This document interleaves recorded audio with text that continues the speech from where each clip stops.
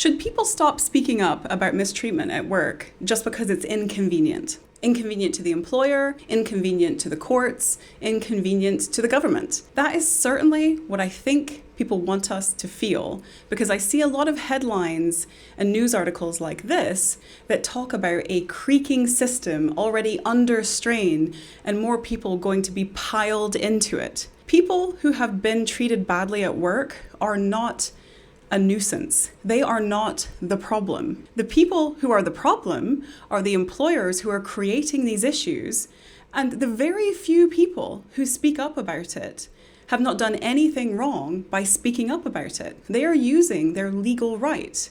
But does this article make you feel like they are using their legal right as a citizen of the United Kingdom? Let's play this out, right? What are the consequences of no longer enforcing something as fundamental as your right to not be exploited at work?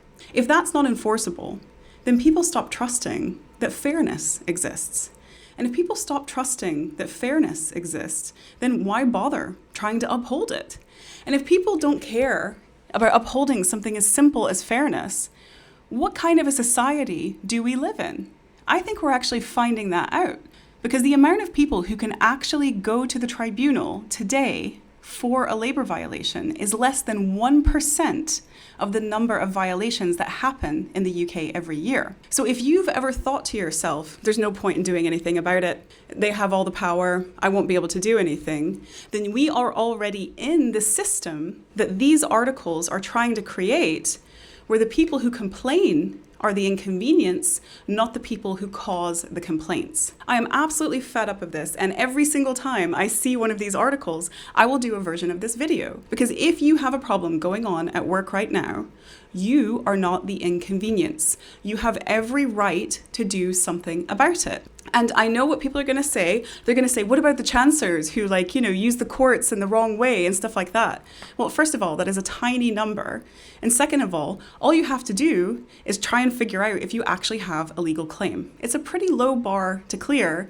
And the people that we work with, the people that we support, they are trying their absolute best to get through the system, to understand the law, to figure this out. These are the tiny percentage of people who are able to take it forward.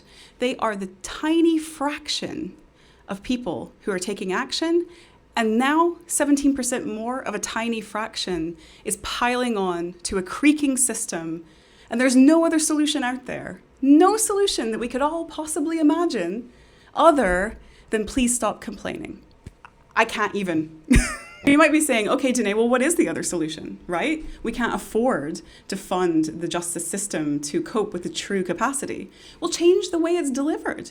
And I don't mean put some giant AI system in and remove all the humanity from it. Just change the way the system is delivered. I mean, that's what we do at Vala. That's why we are able to deliver legal products and legal services to people at a fraction of the price, because we sat down and said, how could we do this differently in a way that people could actually afford?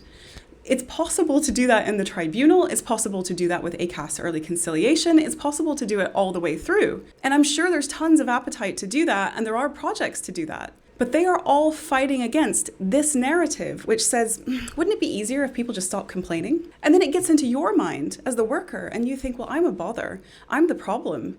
I'm the inconvenience here. You are not the inconvenience. You have been inconvenienced. You are not the issue here. And every time I see this, I will call it out again. You have every right to complain about mistreatment at work. Please do not let narratives like this get to you. I will try to let it get to me instead.